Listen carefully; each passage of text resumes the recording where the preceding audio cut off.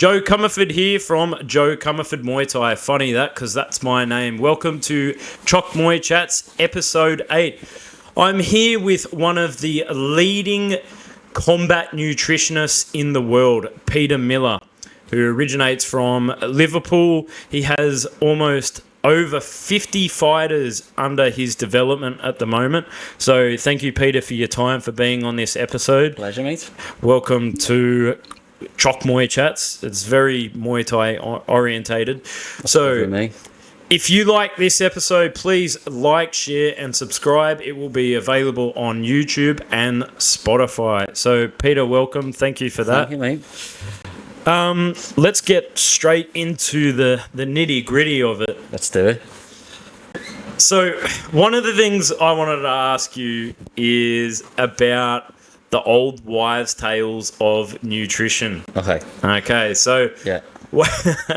one of them is that carbs are bad for weight cuts. Yeah. So traditionally, like when I was fighting, we didn't have a lot of research, or there wasn't a lot of actual scientific backing when I was fighting. We just heard it from other fighters. So traditionally what we'd do is about 2 or 3 weeks out, we'd start cutting carbs, and it'd just be pure high fat, high protein diet to cut that weight, and then the old water loading trick.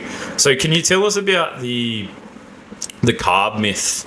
How important is it for athletes to have carbohydrates? See, this is one of the things that I get all the time on Instagram, and people message me and go, high fat diet, keto diet.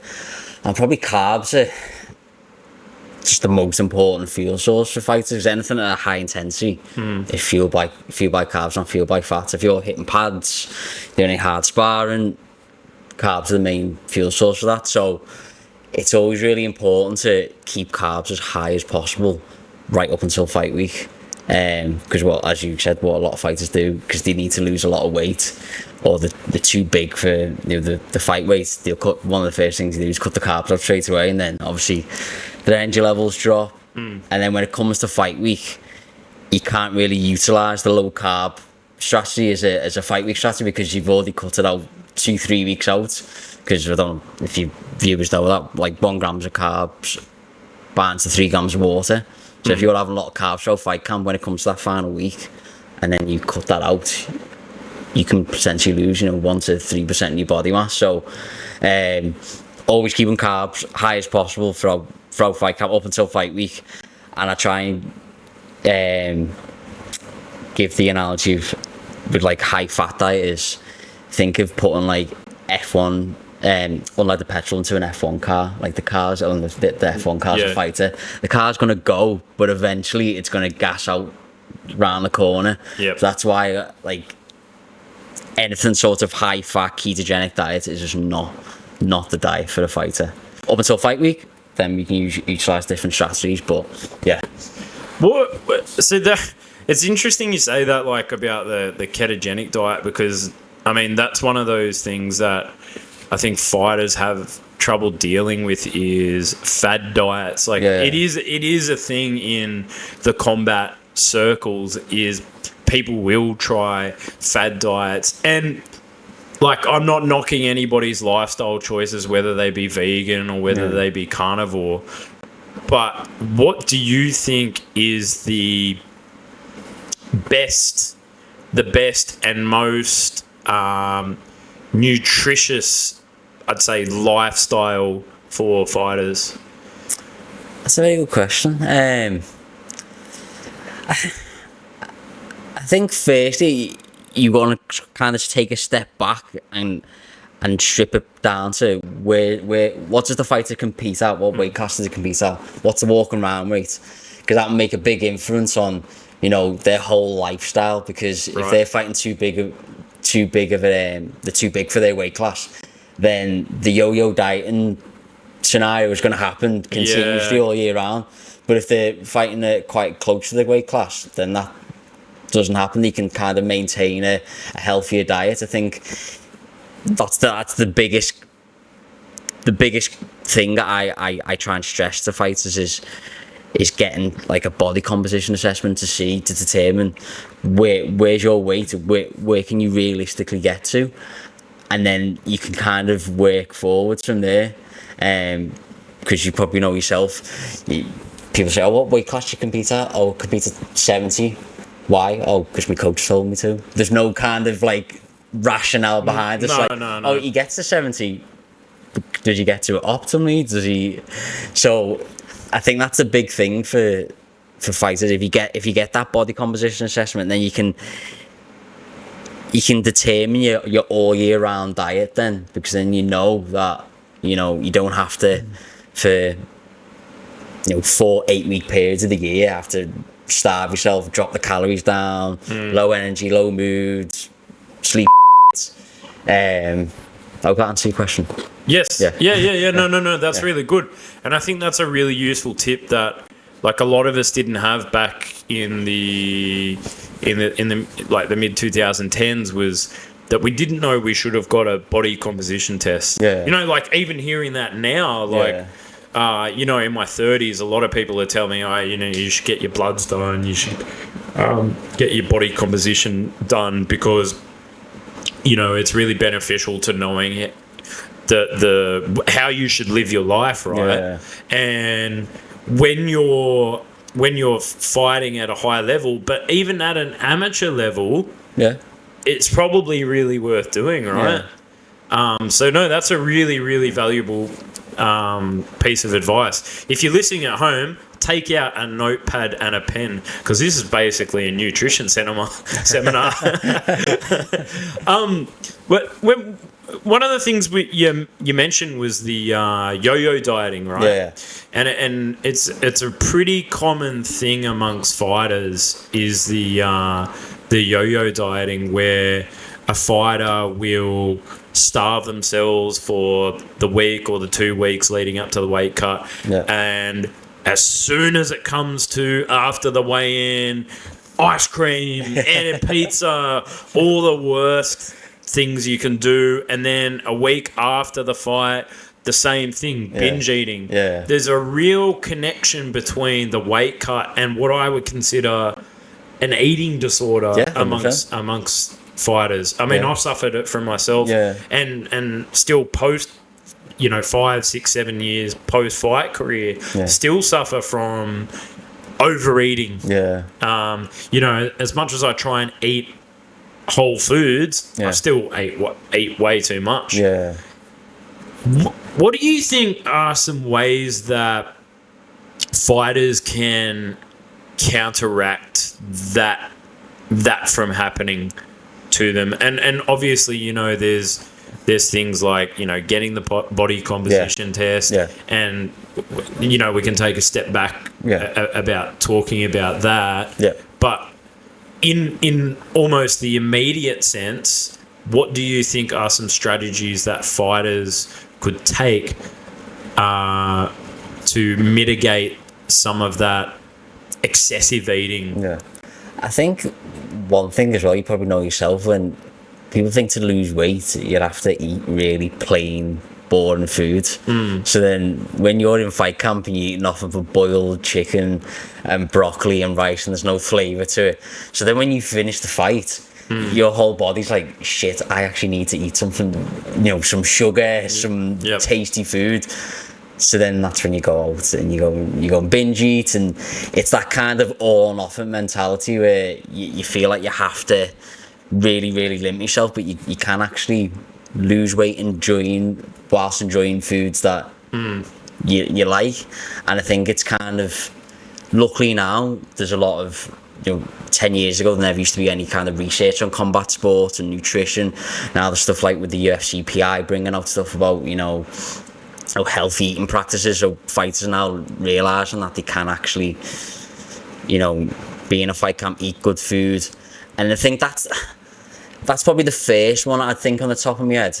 And then the body composition assessment, and then it's also taking your fight career seriously. I think if you want to achieve something in this sport, you've got to not be like a 365 day athlete, but you've got to kind of have some discipline, and Yes. you've got to realise that, you know, you can't keep binging, going up in weight, going down, like, because that's just not a sustainable career. And luckily now, as I said, there's a lot of education coming out, you know, people like myself on Instagram and posting, you know, nutrition facts. I think it's just, a discipline kind of area from the fighters. If you're right, I want to take my career seriously, I've got to, you can have a couple of weeks off after your fight, you can go on holiday, you can do, you know, enjoy yourself. Yep. But then get back to some kind of structure. You don't have to be 100% on it, but just having some kind of, 80% consistency out of camp.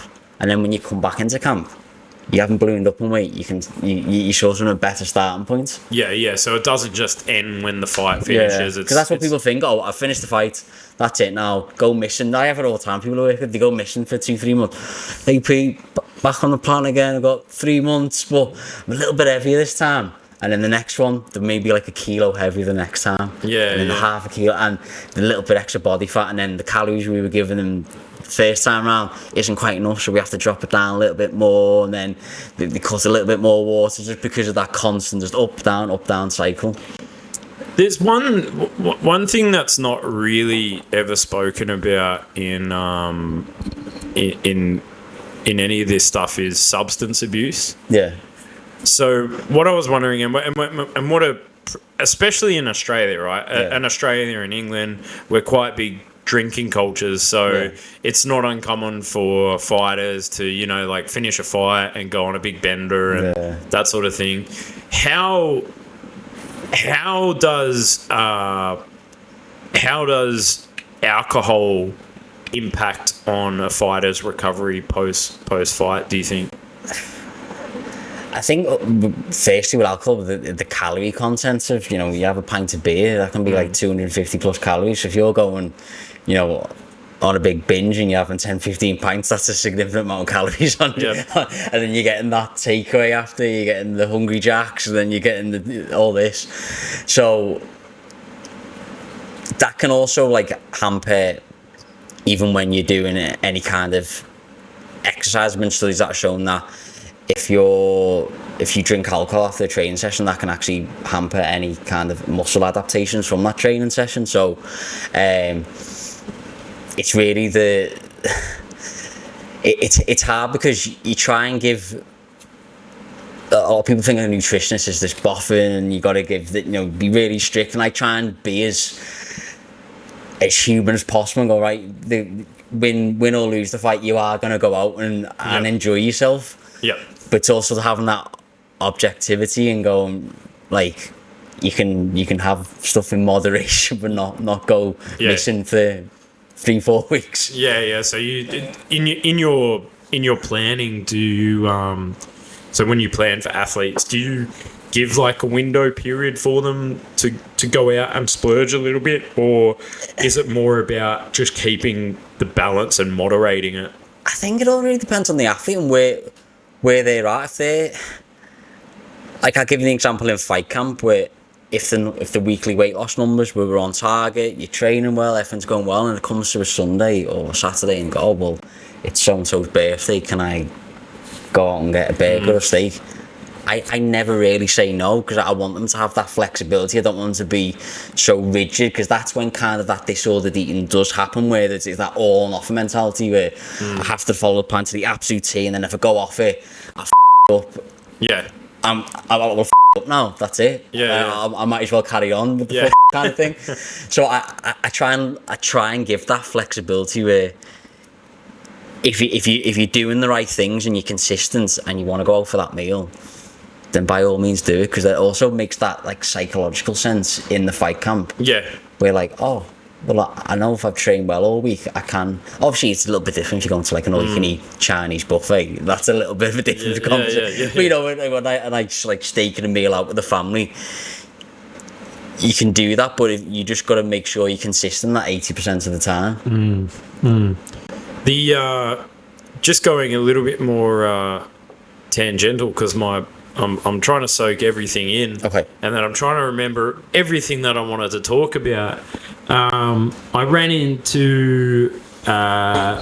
Oh, that's all right. That's all right. Don't worry about it. I ran into Brioni Soden a couple of months ago when she was here, and she fought on RWS. And one of the things that I noticed was she had meal prep. Yeah. So she was with the Pure Prep. Pure Prep, yeah. Pure Prep Bangkok. Oh, yeah, I think I recommend Yes, it. yeah, she said that. Yeah. She said that was a recommendation from you. Yeah. So speaking specifically a little bit more about Thailand, because the food here, like the local food, is pretty packed full of MSG, salt, like high sodium content, which is not amazing for your weight cuts. Do you think it's worth fighters doing the meal prep, or do you think there are? Do you think there are other ways to circumvent some of the local food here, which is probably things that aren't so great for weight cuts and things like that? I think it depends where you're at. I think fight week, I do try and recommend the meal preps just because it's controlled. You know exactly what's in it. Yep. You know, sodium content, carb content, fiber, etc. I think when you're in the weeks prior to fight week, I think it's being a bit objective and going, well, if I'm getting a chicken rice dish, right, okay, it's going to be quite high in sodium, but we kind of know it's not going to be like a I can't think of the dish, like a holy basil and rice, so something like that. Okay, you know, it's going to be quite high in sodium, but it's not going to be that high in calories. So you kind of got a bit objective and go, okay, that's reasonably okay. Once we drop that sodium on fight week, then it's not really that much of a concern, the sodium content up until fight week, if that makes sense.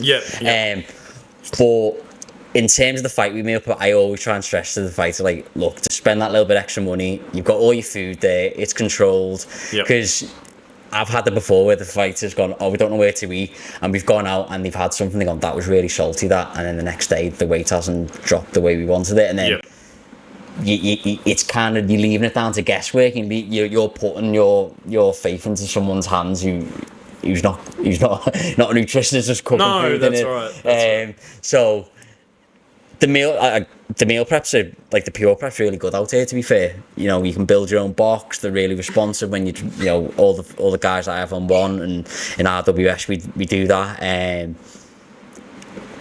Yeah, it just means you're spending that little bit extra money, but it's just all controlled then. Yeah, I suppose it's worth it, not to put yourself through hell, and you know, on that could be the difference between you having that little bit more sodium. You could be cutting an extra half a kilo. Exactly right. You know, and it could be that difference between not winning and losing a fight, but definitely making the fight a lot easier on yourself.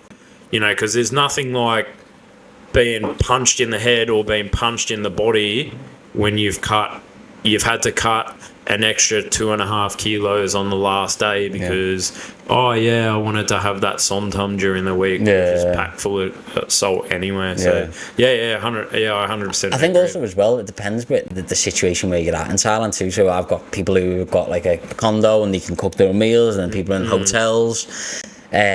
If it was like really down to me and like money was no object, I would try and recommend the meal preps for the final couple of weeks.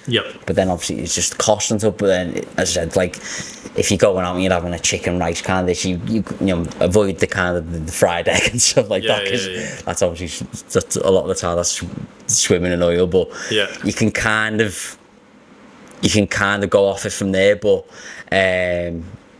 it is sometimes a challenging problem, the making weight in Thailand, and just because you just don't know what's in. 100%. And I've seen drops in when we've done the low sodium on fight week. Some people lost 2 kilos just from dropping the salts. Because normally they've got such a high sodium.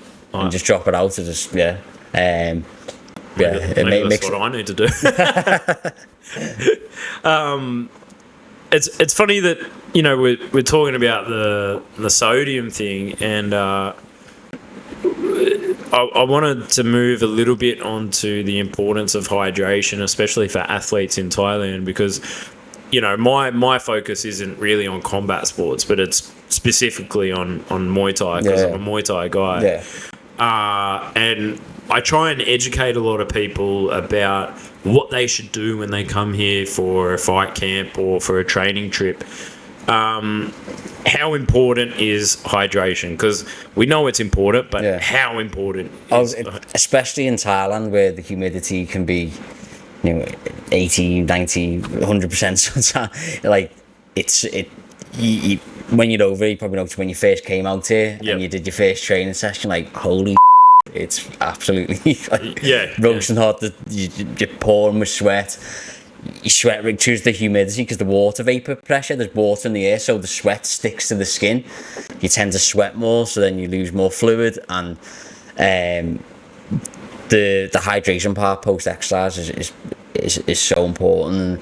I think it's a lot of people underestimate how much fluid they actually need to keep hydrated in Thailand. Like typically, like recommendations are whatever you've lost in fluids, you times by 1.5. Just say you've lost a kilo in training session, 1.5, but then there's that added thing where do you really want to be weighing yourself every time you train? It's sometimes that's not particularly practical, but I try and give like a typical baseline number to hit when you're over there. So say you train twice a day, try and hit like minimum like 5 litres a day. Make sure you've got electrolytes in your fluid, because when you sweat we lose water, we use electrolytes too. So always having rehydration solutions, especially over here. It's not that important. For example, say you were in the UK or Australia or Europe where you're doing a light session, you don't sweat that much, But over here you're sweating regardless of what you're doing. So you walk out the door and that's you're sweating. My sweat rate's crazy. I walk to the 7-Eleven, I'm like especially for an Englishman, it's well, I mean, even though you're living in Perth, like what's the dry heat in Perth as well, so it's like but always like replacing the electrolytes, keeping the fluid intake high as possible. And also when you're out here as well, you get heat acclimated, which is a thing we could talk about as well, but which is important for the weight cutting side of things for the fighter, where when you first get exposed to heat, as we mentioned before, when you first come out here, it's really comfortable when you're first training, but as the days progress and you get heat acclimated, your sweat rates increase, your thermal comfort, you feel better in that training, in that environment, and feel as uncomfortable. You also lose less electrolytes in your sweat, so you don't have to be as aggressive with the rehydration solutions. And all around, sort of like a physiologically you feel more comfortable in that environment. And that can kind of lead into the weight cutting side of things, because you've trained in that heat, and when you do the water cut, you're used to that high sweat rate, so it comes out pretty quickly. Heat acclimation's a really interesting one. Because a lot of guys I talk to now, they sauna a lot. So is that a thing? Is that a thing people should be doing? That's the thing that I stress.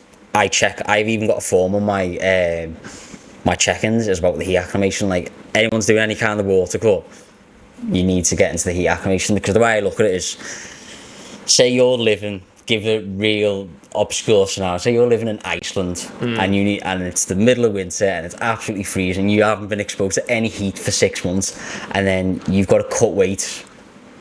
And you've got to go and sit in the bath or the sauna. It's going to take you so long to start sweating because you haven't exposed that heat. It's going to be more uncomfortable. Your sweat rate's going to be quite slow as well, and all around it's going to be a more uncomfortable experience. So the heat acclimation is basically training the body to that heat exposure. So when you come to that weight cut, you've been doing 2-3 sauna sessions a week.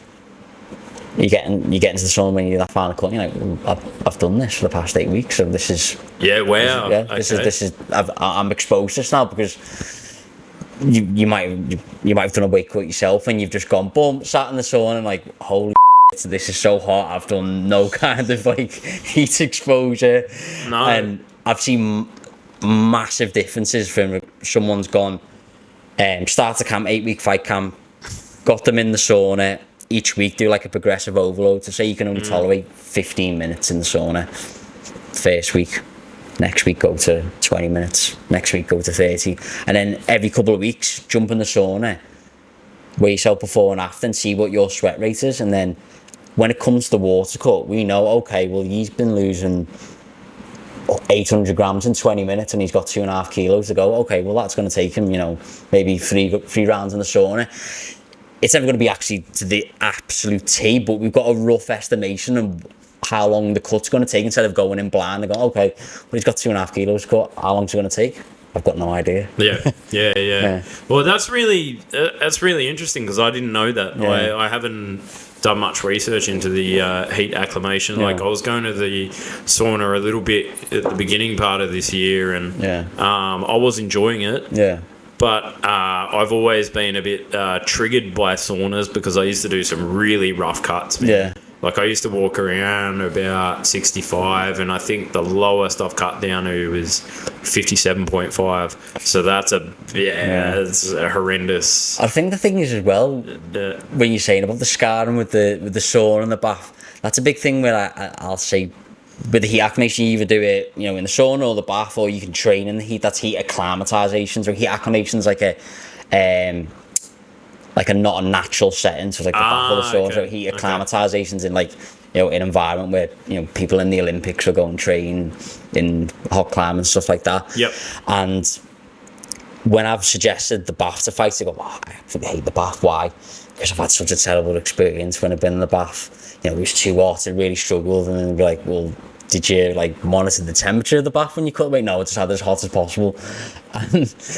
And that's probably why you hate the bath, because you haven't monitored the temperature, and you're just winging it, as I said, just jumping in the bath, cutting weight, you've no idea what you're doing, and then that gets that mental scar then for future camps. Yeah, it's really interesting to see the change of thought now about there's a real kind of sweet science about things, whereas back in not the old days, but even 5-6 years ago, people are just doing willy-nilly, and now we've got all this research at our disposal. I think people should be really using it. Well, it's funny because when I first started off, I was eager nutritionist, giving advice to fighters, and some fighters coaches would be basically telling me to off, because I'd be saying we should do it this way. I'm like, well, we've been doing it this way. I've done 100 weight cuts with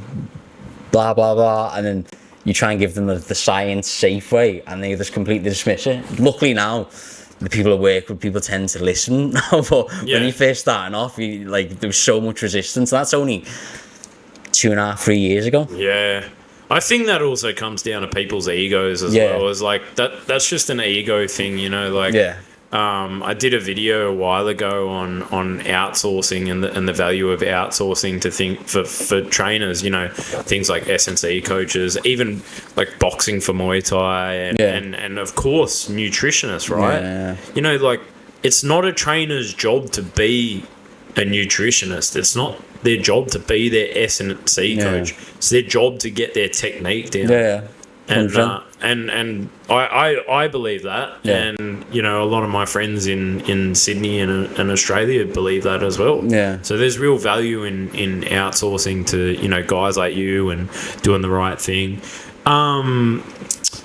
There was one thing that I wanted to talk about was fighters' eating disorders. Okay. Now I don't know if this is kind of down your avenue, but I was having a chat to somebody the other day, and a gym owner, and they were saying about 10 years ago they had a psychologist who was training at the gym, and who was a nutrition psychologist. So I think it's a bit different from a nutritionist, right?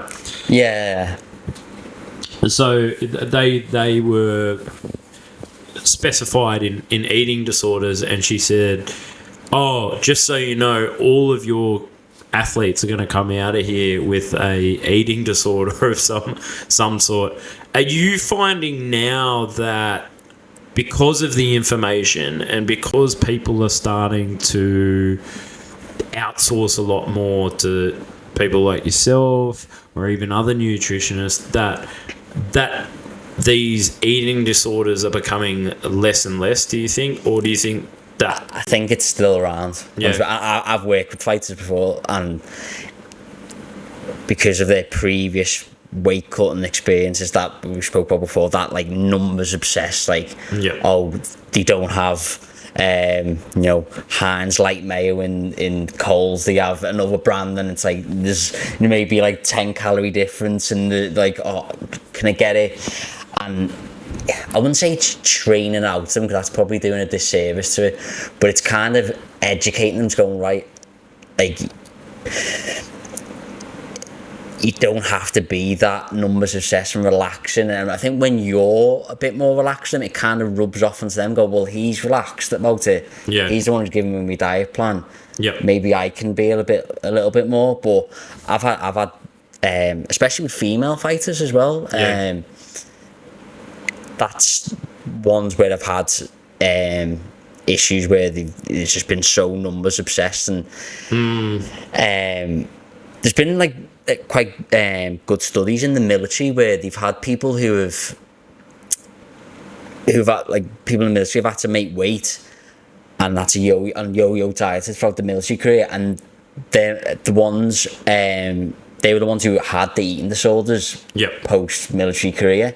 It'd be really interesting to see, like, they did like a really good study on combat sport athletes, and like a long study over the years of monitored someone's career and seen,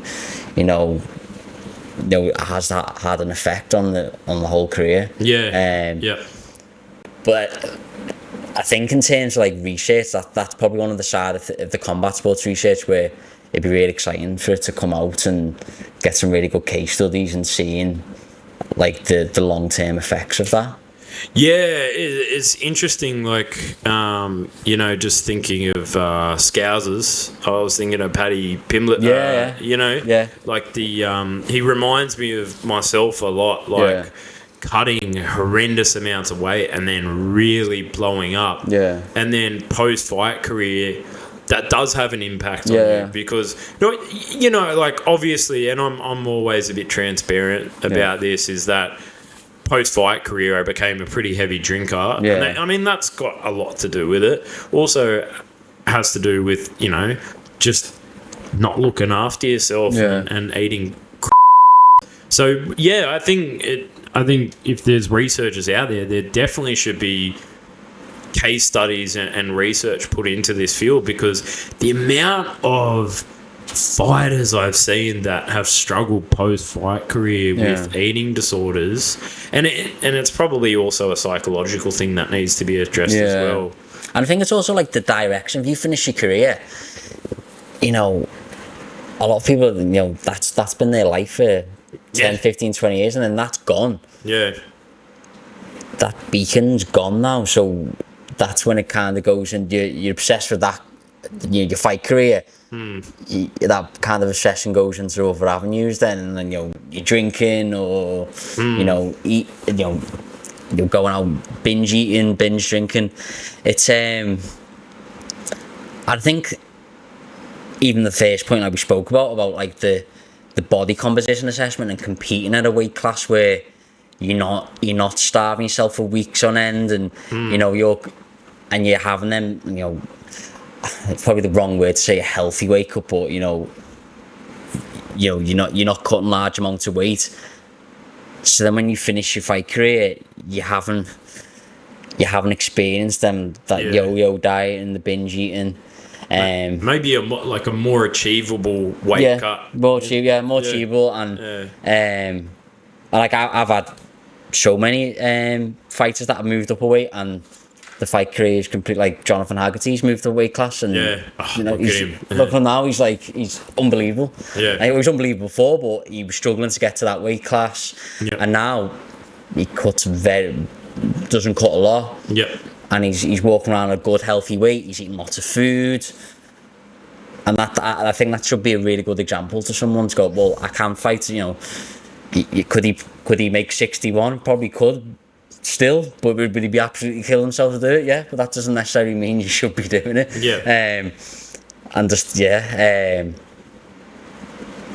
just having that kind of healthy relationship with food. Yeah. I think that's a pretty important thing for fighters to think about, you know, and also the longevity of their career.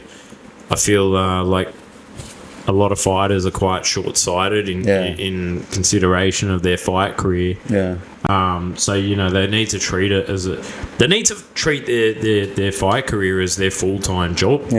I mean, for a lot of people it is their full-time job, but they're still not professional in how they treat every aspect of. Well, I think the thing is as well, people, there's this long-standing myth that, if you cut more weight, you've got more advantage. And that's not necessarily the case. There's been a few studies now that have, in MMA fighters, that the amount of weight you cut doesn't determine your success in the cage.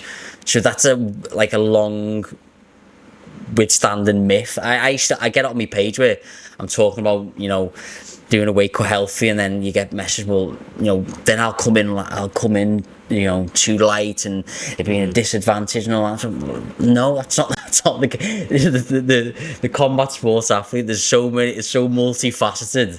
Like, the weight does play a part, but there's also like the technical side of things, psychological side of things, there's the nutrition side of things. So it's not just the weight makes a difference, like, but it's that kind of old wives' tale where, well, you know, if I come in, I'm gonna have such an advantage. It's just, Well, I thought that. There's so many different wives' tales with nutrition and just fighting in itself. You know, it's funny, the old myth of not having sex before a fight, or you know. I've had so many. Can I ask you a question, Peter? Can I have sex? And be like, what what difference would it make from doing that to your normal training regime? I've had some crazy ones. I'm trying to think the craziest one I've had. There's been like carbs at night. There's been, you know, I can't eat carbs after 6 o'clock. Is that a thing? That's one that's kind of been played around with people. I've got like a check-in when someone signs up, give them a form, and then like I ask them what advice have they had from people who, in the past, and what kind of myths and things they've been told, and some of them are just absolutely. Because I remember that was one of the wives' tales from my fighting days. Was you can eat all the carbs up until 6 p.m. Don't eat any carbs for your last meal. And the water loading, that's another one actually that's come to mind. You got to do like 15 litres of water in the day, and then you got to start 10 days out, and I remember that one as well. I've done that. I don't actually think it makes that much of a difference, to be honest. I used to do it quite a lot. I do still with some of the fighters that I work with, but I've moved more towards they're not necessarily getting to the absolute tier, also just keeping the fluid intake higher than normal. Okay. Instead of like suffering of having, 7, 8, 9 litres a day for the sake of, might be the difference of using like a couple of like 0.3 or 4% of your body weight. For that. And for those who are like, fighting and they've got full-time jobs, your boss is not going to be happy with you taking 50 a day. Like. That's one of the things that there's actually a really cool study on water load, and it was like, I think it was like 15 grapplers, and they got them in the lab and they mimicked like a fight week scenario. So say the weigh-in was on the Friday, on the Monday they had 100 mil per kilogram of body mass in water. So say you weigh 70 kilos, you have 7 litres Monday, Tuesday, Wednesday. And then on the Thursday you had 15 mil per kilo, which is around the 1 litre, 1.5 litre mark. And then the fluid restricted up until the weigh-in, and they lost around 2% of the body mass. But then some people responded to the water load, some people aren't. So it's all really kind of dependent on the individual. But as you said, you're having 7, 8, 9 litres in work all day for the sake of maybe 0.3 or 4%. It's not really worth it. No, I don't think it really is at the end of the day. What I was going to ask you is, how are some of your fighters going? Because I mean, you've got a lot under your supervision at the moment. Yeah. I mean, you just had Smilla. We might use Smilla as an example. How was her weight cut for going into this? It's crazy with Smilla because people think Smilla cuts loads of weight because of the size of it, because she's quite tall. Yeah. She actually doesn't cut a lot of weight at all. Cut 1.3 kilos more. Wow. Yeah. Holy like, that's nothing. Yeah. Wow. So this, I've seen comments on Instagram. Oh, she's going to be. This guy commented on the on some page of they saying, oh, she's only got 2-3 fights max in her at this weight class. I'm thinking, how do you know? And I was like, I just thought, you know what, I'm going to comment and say she actually cuts weight pretty comfy. Well, this is, you know, she's a grown person, blah, blah, blah. Like, until that there's the time is where she's struggling to make that weight. That's when, you know, they talk about moving up a weight class, even though there's another weight class in one, which is unfortunate. But she makes it pretty comfortably, and I think right now she's probably the best female Muay Thai fighter on the planet. In my personal opinion, I think she's. I think there's no. I don't think there's anyone out there beating her. As a fan of knee fighters and those big long knees of hers, yeah, I would say she's at least my favourite. Yeah. And really nice person to work with as well. And it's just crazy to think that she's 18 years old. I know, it's nuts, isn't it? But she wants to. Well, when we've spoke to when I was with her and the family on the weekend, she wants a kickboxing title, and then she wants to go into MMA. That's the long term potential plan. Yeah, that's sick. Which I think she could do what Stam did. I think she's got it in her to do with the age that she's at. But it's awesome to see as well. Like, I've done 2 camps for her now, and the differences in, you know, the weight cut compared to when she won't mind me saying, but when she fought Jackie for the title, she really struggled to get down to the weight, you know, the hydration side of things, because she just didn't know what she was doing. She was just kind of winging her nutrition, and now that she's following a plan all year round, she doesn't really have, let's say, any time off, but she's got a plan to follow, and she sticks to it 80% of the time out of fight camp, and seen massive improvements in her now, and excited for the future ahead.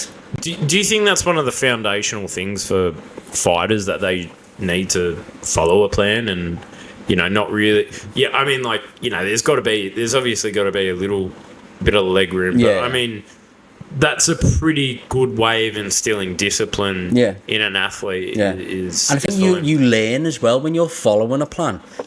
You kind of know, okay, well, that's got that much protein in that meat, or that's got that much carbs, and you're learning then. So when you're off a plan, you've got a rough idea of what things, what are in things, and what the calories are, and I think it's just a guiding light to follow, even though you don't have to follow it, you know, 100% of the time. It's just something to follow when you're out to fight camp. And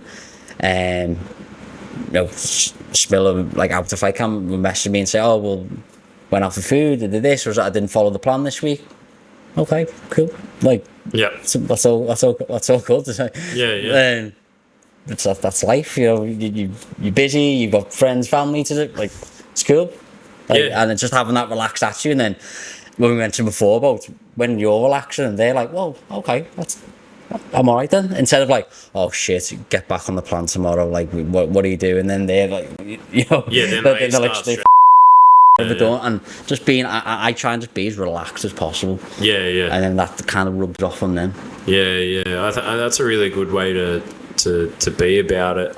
I mean, because, you know, like, being a full-time professional athlete, it doesn't matter what sport it is a pretty stressful thing. I mean, especially in a weight category sport like Muay Thai or boxing or wrestling, can be really stressful about having to watch your weight all the time, where you got to fight. That's cool to hear that from a nutritionist, that, you know, like, it's better to be relaxed about it. You can, live in balance, you know. And I think for me as well, I consider myself as a normal person to work with, and I eat well, but then I'll go out and have a pizza. I'm the same kind of thing. I train, but then I go out and have a pizza on the weekend, or have a couple of beers, and it's we're human. We're not robots. You can't live like that, because as I said, that's when you're like that.